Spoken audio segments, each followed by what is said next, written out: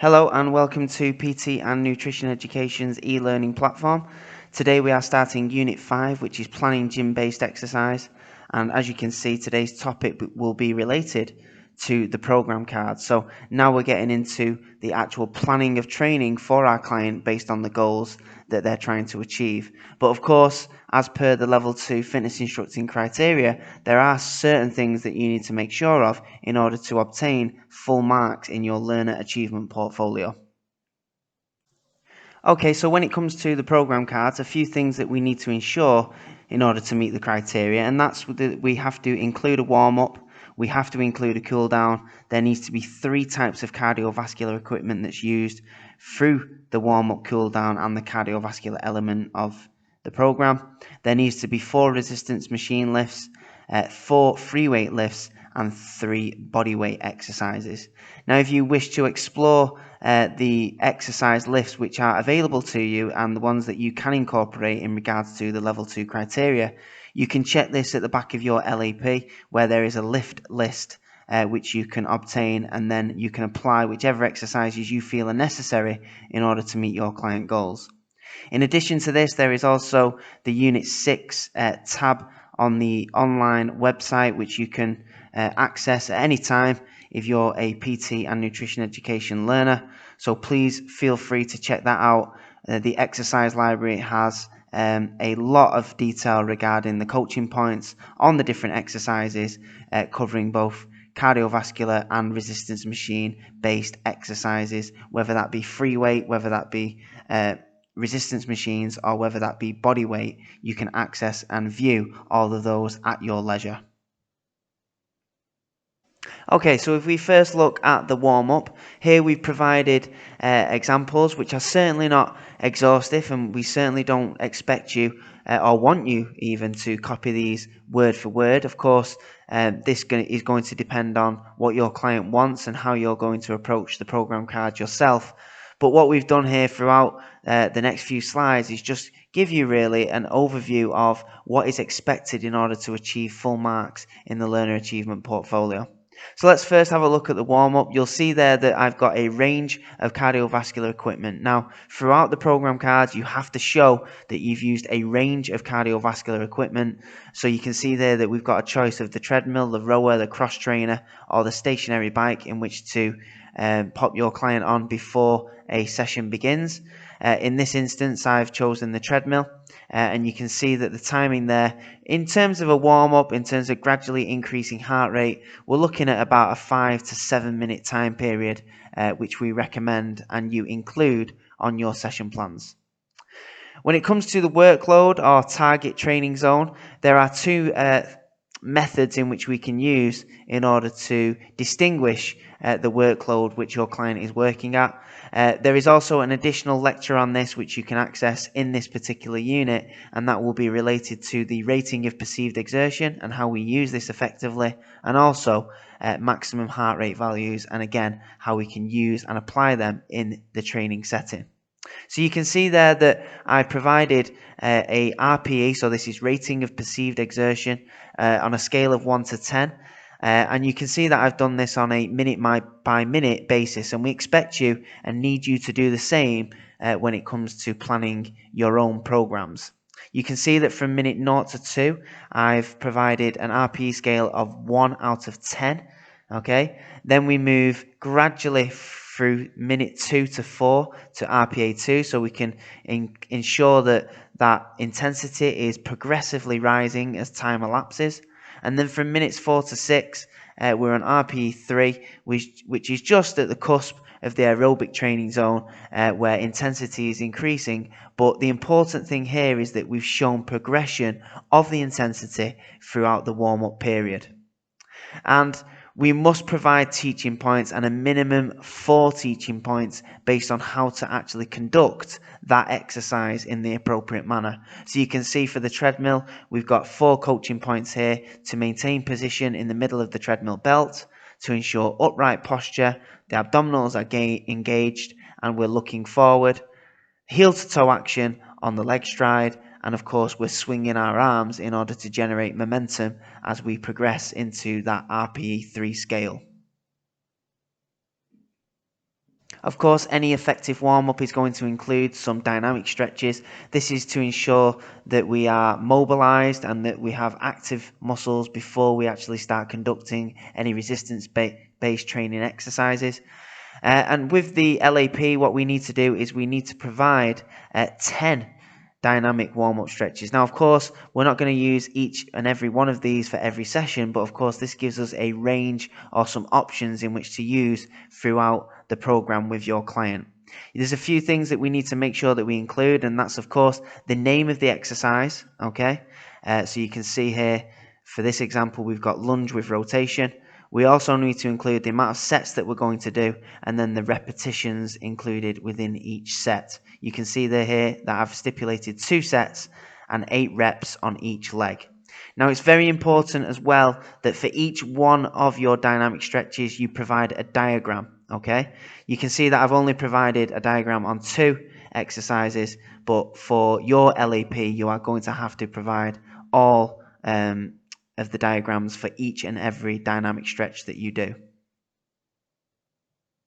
An additional point to the warm-up stretches is that we must include both upper body and lower body stretches throughout the 10 examples that you're going to give. You must include reps and sets, and all of the exercises must be dynamic. So dynamic means a stretch whilst on the move. Within your program cards, you must include a main cardiovascular component. And of course, like we mentioned at the start, this must be different, or at least show some kind of variety in terms of the cardiovascular equipment that you use. So given that we use treadmill for the warm-up, it makes sense to therefore use a different cardiovascular equipment based on the level 2 criteria. And as you can see, we've chosen a rower. Now, the type of training that we've chosen here is continuous training. So this is steady state training over a long period of time.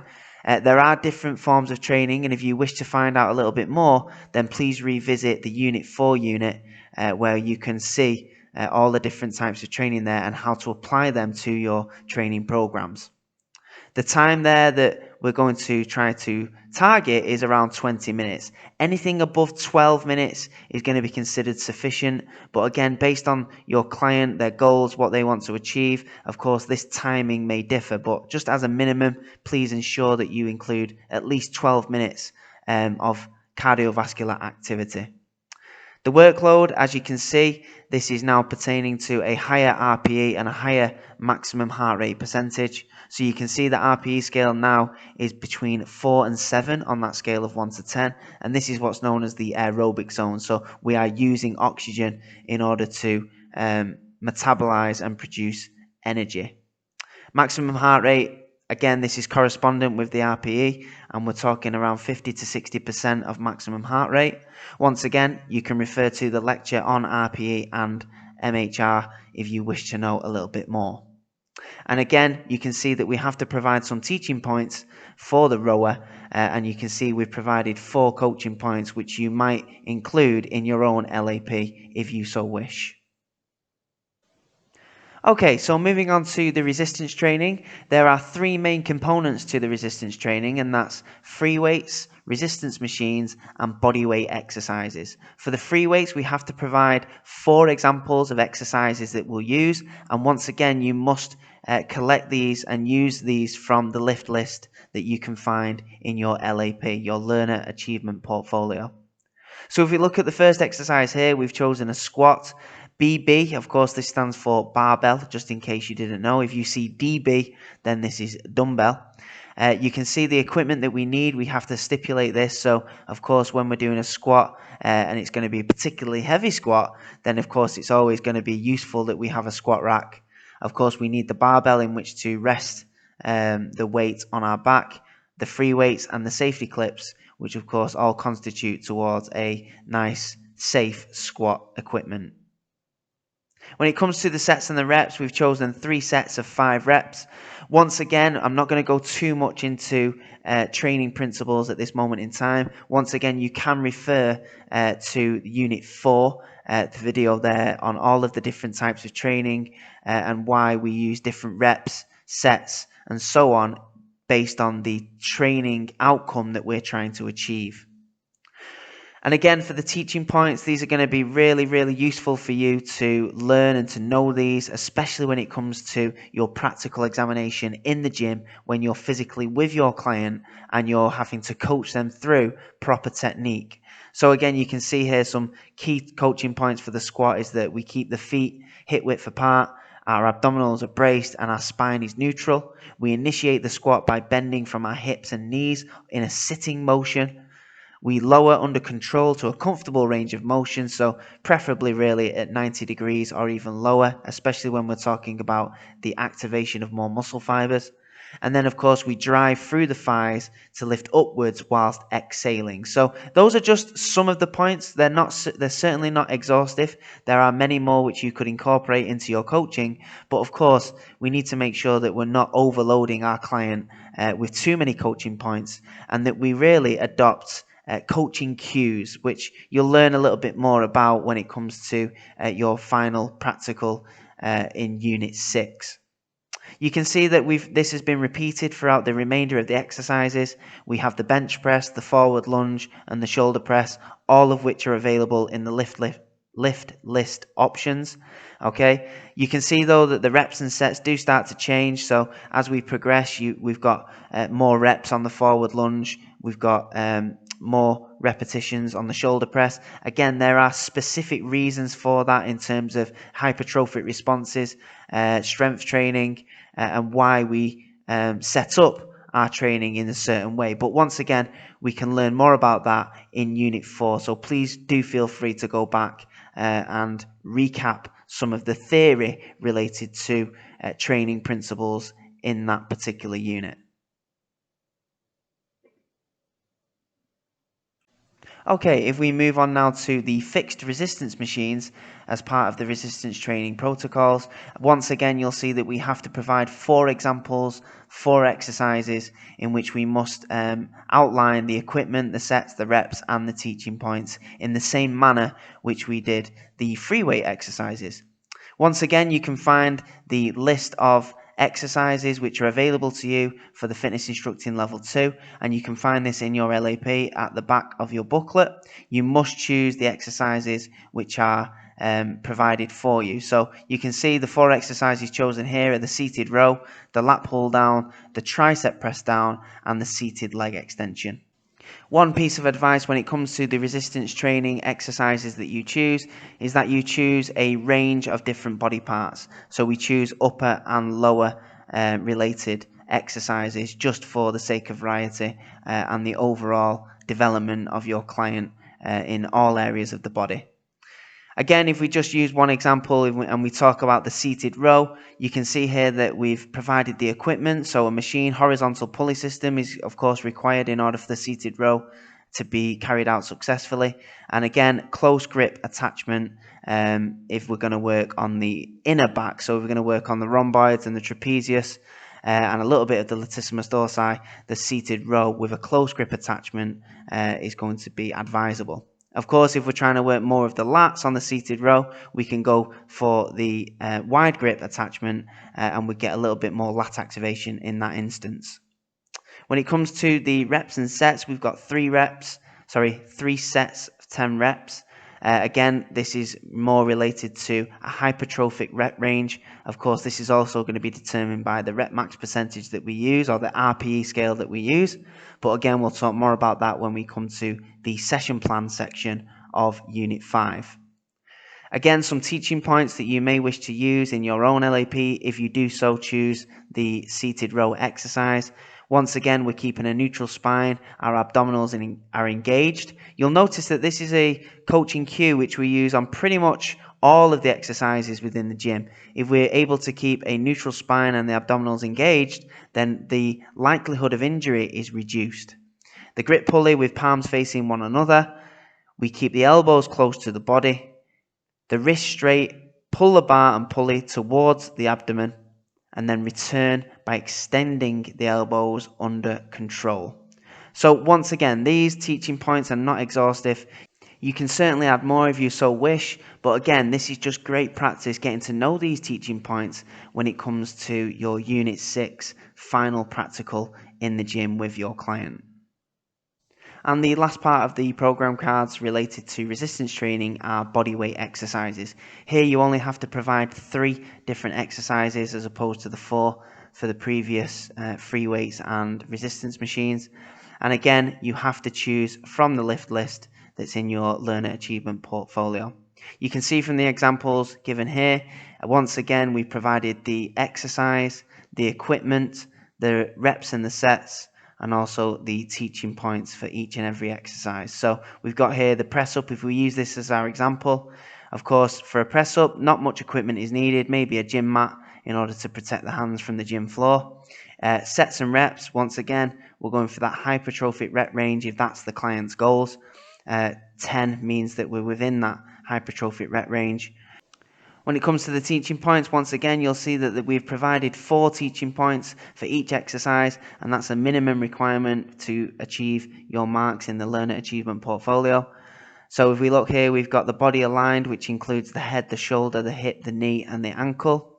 The abdominals are engaged to make sure there's no drooping of the body, and therefore we're not actually activating the muscles which we're trying to work, which in this case is the pectoralis major. The elbows are bent as we lower the chest towards the floor, and then once we've nearly touched the floor, so our nose is just about touching the floor, we then extend the elbows to return to that start position. Once again, if you wish to look at some of the different exercises, you can look at Unit 6, and we've got the exercise library there, which you can use at your pleasure. And lastly, we have the cool down and the stretches. So the cardiovascular equipment that we must use for the cool down has got to be different from what we use for the cardiovascular element of the program and also for the warm-up. Remember that we have to use 3 different types of CV equipment in order to meet the level 2 LAP criteria. In this instance, we've used the stationary bike, as we've already used the treadmill and we've already used the rower. The time for the cool down is exactly the same for the warm-up. We must do this between 5 to 7 minutes. The timing, of course, is your choice though, however.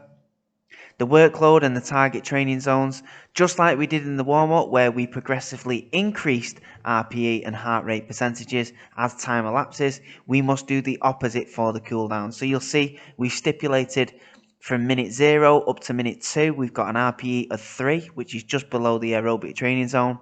Minute 2 to 4, we've reduced the intensity to RPE 2.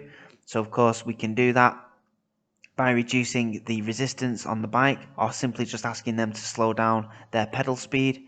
And then from minute 4 to 6, nice and easy, RPE 1, so we can bring them to a close and to finish off the cardiovascular element of the cool down.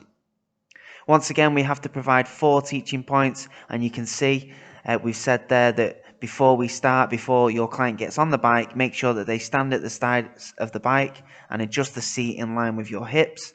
Put the ball of the foot on the pedal, so make sure it's tightly secured with the straps. Sit upright with abdominals engaged, and then knees unlocked and allow the ankle to move during pedaling. So we're allowing that plantar and that dorsiflexion throughout the pedaling motion to make sure the ankles aren't tight and therefore potentially causing any kind of injury. When it comes to the cool down stretches, it's a little bit different to the warm-up now. We must include static stretching as opposed to dynamic stretching, and instead of reps and sets, this time now we've got sets and how long we're going to hold that static stretch for.